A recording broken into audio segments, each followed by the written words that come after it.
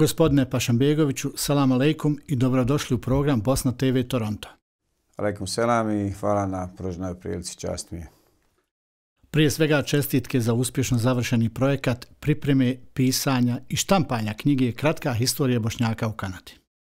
Hvala i meni je drago da je taj projekat realizovan. Smatram da je vrlo bitan, prvenstveno za džemat i za Bošnjake u Kanadi, a svakako da je i meni drago što sam mogao biti ovako značajnim dijelom realizacije ovog projekta.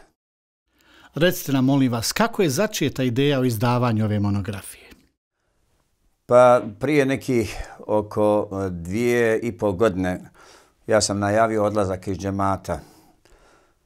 Moja želja je bila da sa završetkom 30 godina djelovanja u džematu, ako Bog da, siđem sa scene aktivnog obavljanja imamske dužnosti i da eventualno tu preostalu godinu koliko je bilo do penzionisanja, da se nađem u džematu, uglavnom da bih pomogao u tranziciji novom imamu koji je definitivno mogao da koristi moje iskustvo, da se lakše i bolje upozna sa džematom i da naravno spremnije uđe u teret nošenja, možda je malo prejaka riječ teret, ali tako u teret nošenja te nimalo jednostavne funkcije. Doista u ovom vremenu je poteško biti imam, vrlo je zahtjevno, vrlo izazovno, u isto vrijeme vrlo časno.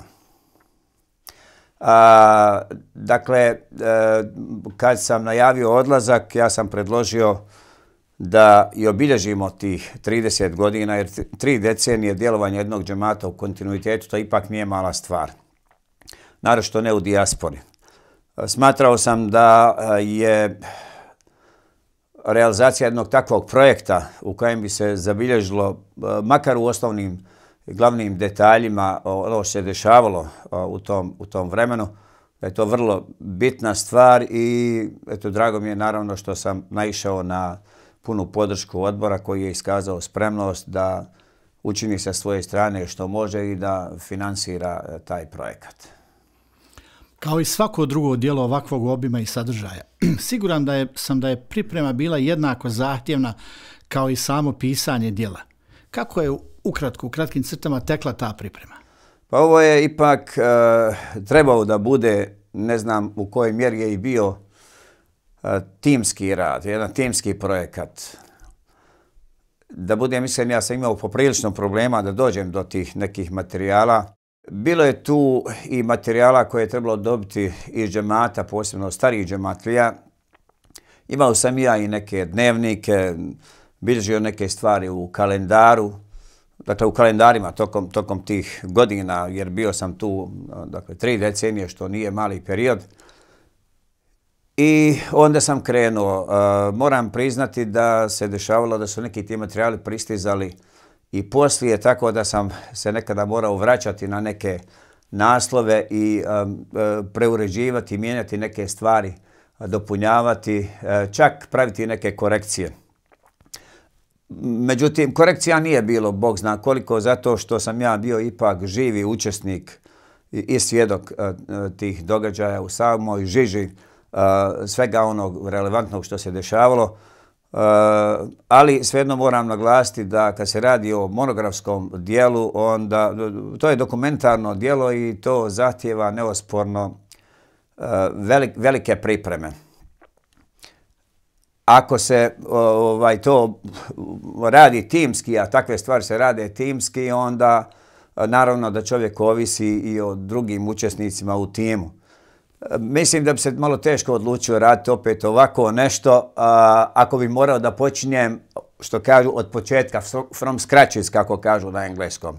Ali nadam se u svakom slučaju, ako Bog da, da će onim koji budu ponovo radili neko drugo izdanje monografije, jer ovo je prije svega monografsko djelo, bit će im puno lakše nego meni, jer ipak on će imati makar na nešto da se oslone, a u krajnjoj liniji očekivati je da ćemo malo i više bilježiti. Inače, naš narod više bilježi, danas i savremena tehnologija omogućava da se više stvari bilježe, tako da, zahvaljujući svemu tome, trebalo bi da jedno novo izdanje bude jednostavnije od ovog. Meni je drago da je to pionirsko bilo, da kažem, djelo i mojih ruku u dobroj mjeri, ali ne mogu podcijeniti doprinose oni koji su na bilo koji način pomogli, prvenstveno članova odbora, jer svejedno podvlačim, ovo je bio timski projekat.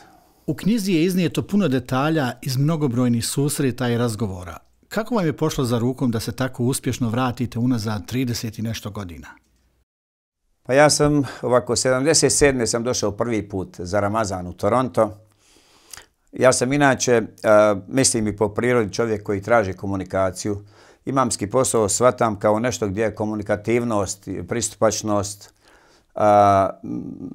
jedan od kvaliteta koji je, tako reći, dominirajući i od kojeg ovisi u najvećoj mjeri koliko će svaki pojedini imam biti uspješan. Ja sam običavao da, još te 1977. godine, da i bilježim neke stvari. Nažalost, nisam sačuvao sve to, ali nešto jesam. Iz tog perioda sačuvali smo i zapisnike, dobar broj zapisnika. Zatim, kad sam došao 82. godine, od tada pa do 95. godine, kad smo preselili iz Mešida na Dundasu na novu lokaciju na 122 North Queen, s obzirom da u tom periodu, dakle dok sam služio u Mešidu, nisam bio toliko vezan za Mešid, tu smo ipak imali aktivnosti ograničenog obima, nego sam imao šansu da obilazim džematlije. Bilježio sam dosta toga, sačuvali smo uglavnom te zapisnike iz tog perioda, sačuvan je dobar broj kalendara, godišnjih kalendara, tako da sa svim tim i sa onim čega se ja živo sjećam, doista mi je sjećanje na taj period, na te godine ovako vrlo jako i u glavi mi je čitav niz čak detalja iz nekih doživljaja. Dakle, sa svim tim, naravno, bilo je lakše pristupiti koncepcijski posebno radu na knjizi monografija Džemata Bošnjačka islamska zajednica Gazi Husrebe, koja je ipak dobila kao glavni naslov jedno drugčije ime, kratka istorija Bošnjaka Kanade, jer u suštini to jeste to.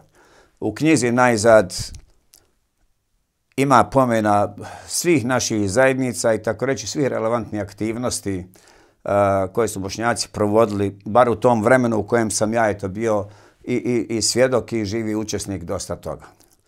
I ono što mi je posebno drago je i otuda ovaj džemat zaslužuje da ima centralno mjesto i on ga ima u knjizi.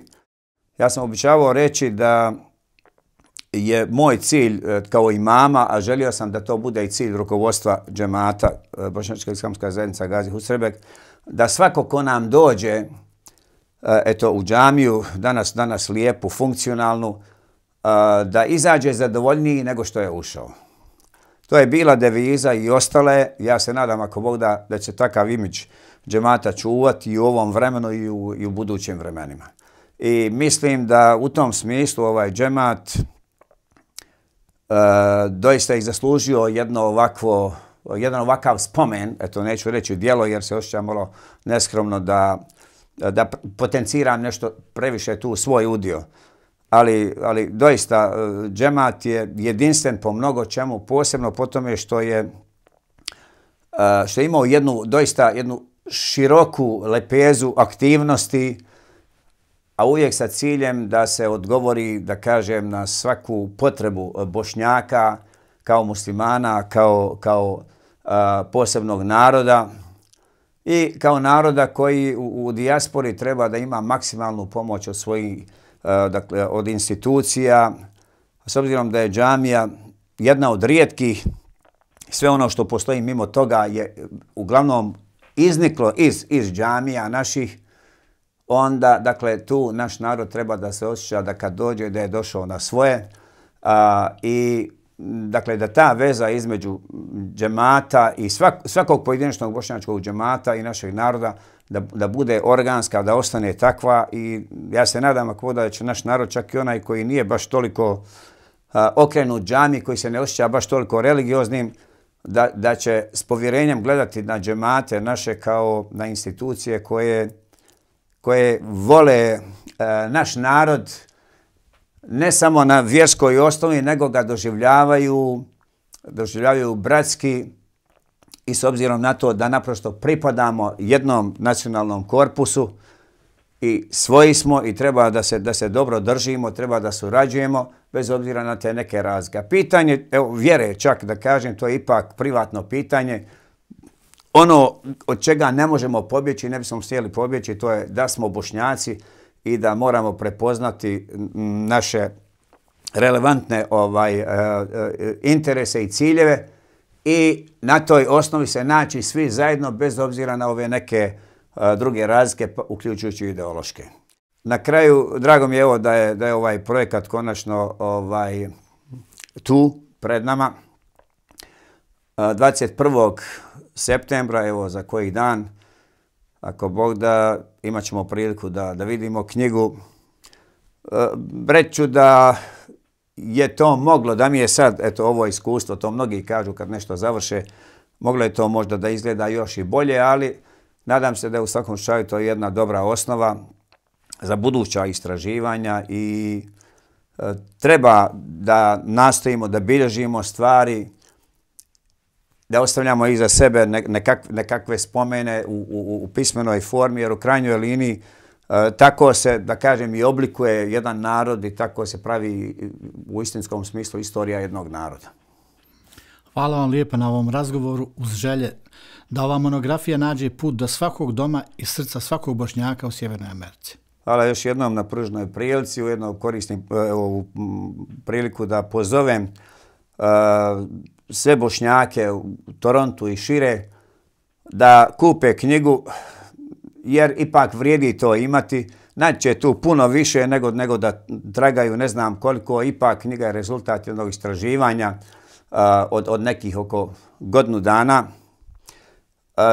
Odbor je odlučio da cijena bude doista vrlo pristupačna, samo $15 po primjerku.